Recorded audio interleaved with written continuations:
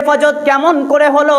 আর আজকে কান দিয়ে দিয়েছে, আজকে কানের মধ্যে হ্যালো, যখনই ফোন করে দিল হ্যালো আসসালামু আলাইকুম, এই কথা আপনার মুখ দিয়ে বের হয় না। বিশ্বনবী বলছেন ফালিয়াহফাদির রাসা ওয়া মা ওয়া, তোমার মাথা থেকে নিয়ে থুতনি পর্যন্ত হেফাজত করো, এর নাম হচ্ছে লজ্জা, এর নাম হচ্ছে লজ্জা।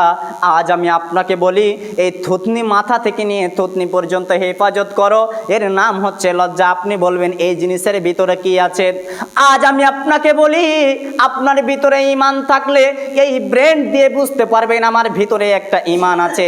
এই ব্রেন দিয়ে আপনি বুঝতে পারবেন যে আমার সামনে কোনো মানুষ আছে। এই কান দিয়ে শুনতে পাবেন যে আমার মানুষ কোনো আমার নামে গীবাত করছে, কোনো মানুষ গালিগালাজ করছে। বিধায় আমি আপনাকে বলি লজ্জা তাকেই বলা হয় যার ঈমান থাকতে আল্লাহর ভয়ে তত্তর করে কাঁপবে, যার ঈমান থাকার পরেও আল্লাহর ভয়ে তত্তর করে কাঁপবে। ফালিয়াহফাদির রাসা ওয়া মা ওয়া, তোমার মাথা থেকে নিয়ে থুতনি পর্যন্ত হেফাজত করবে। তোমার মাথায় কোনোদিন খারাপ চিন্তা আসতে পারে না যে আমি আজ আল্লাহ রাব্বুল আলামিন যেই কথাগুলো বলেছে, যেই কোরআনের আয়াতগুলো বলেছে, যে নবীর হাদিসগুলো বলেছে, যে আলেম আমাকে ওই জায়গায় যেতে বারণ করেছে, সেই জায়গায় আমি যাব না। আপনি দৃষ্টির হেফাজত করবেন। এরপরে চোখ আছে, আপনি চোখ দিয়ে হালাল হারাম চিনছেন না, হালালকে প্রাধান্য দিচ্ছেন না।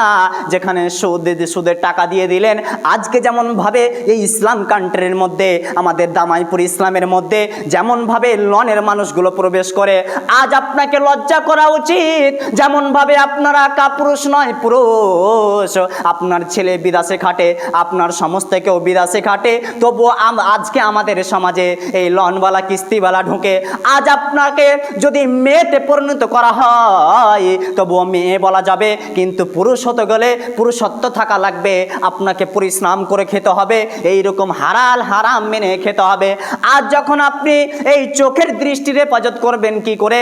আজ যখন আপনি টাকাটা দিয়ে দিলেন 50,000, আপনি তো দেখতে পাচ্ছেন যে আমি এখানে টাকাটা দিলাম, আমাকে বাম হাতে 70,000 টাকা দিবে, কেননা ডান হাতে দিলাম বাম হাতে দিবে। এই জিনিসটা আপনি চোখ দিয়ে দেখছেন। আপনি ভাবুন যে হেফাজত কোন জায়গায় হলো, হেফাজত কেমন করে হলো? আর আজকে কান দিয়ে দিয়েছে, আজকে কানের মধ্যে হ্যালো, যখনই ফোন করে দিল হ্যালো আসসালামু আলাইকুম, এই কথা আপনার মুখ দিয়ে বের হয় না। কেন? আল্লাহর শান্তি আপনার উপরে চলে আসবে। আল্লাহর শান্তি যদি চলে আসে আমাদের হারাম কাজগুলো ছুটে যাবে, আমাদের হারাম কাজগুলো ছুটে যাবে। তার জন্য আজকে আসসালামু আলাইকুম এই কথাটা আপনার মুখ দিয়ে বের হয় না। বিধায় আমি আপনাদের বলি, পায়ে হাত রেখে বলি, আজ যেমনভাবে মুসলিম কান্ট্রিতে যেই রকম নীতি চালু হয়েছে, আমাদের দামাইপুর বলে নয়, সারা বিশ্বে দুনিয়ার মধ্যে জাহালিয়াতের নীতির মতো করে পরিণতি চালু হয়ে গিয়েছে। আজ কানের হেফাজত করতে বলেছে, কিন্তু আমরা হেফাজত করতে পারি না। আসসালামু আলাইকুম ওয়া রাহমাতুল্লাহ এই কথা যখন আপনাকে বলে দিবে ফোনের মাধ্যমে, তখন আপনার কথার মধ্যে এবং যেই কথা বলবে তার কথার মধ্যে আল্লাহ রাব্বুল আলামিন এমনভাবে রহমতের কথাকে সেট করে দিবে, আপনার কাছ থেকে ওই ব্রেনটে কথাটা বসে যাবে, আর কখনো সেটা মিথ্যা হতে পারে না। আর যদি আমি মিথ্যা করে দিই, তাহলে উপস্থাপনায় আল্লাহ রাব্বুল আলামিন শান্তি রেখে থাকবে, আল্লাহর ফেরেশতা দেখে থাকবে, আল্লাহর ফেরেশতা সাক্ষী দিবে। কিন্তু যখন আপনি কানের মধ্যে ধরে হ্যালো বলে দিলেন, হেল মানে জাহান্নাম আমরা সকলেই জানি, কিন্তু আপনি যখন হ্যালো বলে দিলেন, হ্যালো বেটা কেমন আছো, এই কথা যখন আপনি বলে দিলেন, আপনার বেটাকে আপনি জাহান্নামের পথে ঠেলে দিলেন। আপনার বেটা আপনার জন্য আর কেমন করে দোয়া করবে? আজ আমরা অযোগ্য পিতা, আমার মাতা মারা গেছে, আমার পিতা মাতা আমাদেরকে শিখায়নি, তার জন্য আমরা কবরস্থানে গিয়ে দোয়া করতে পারি না।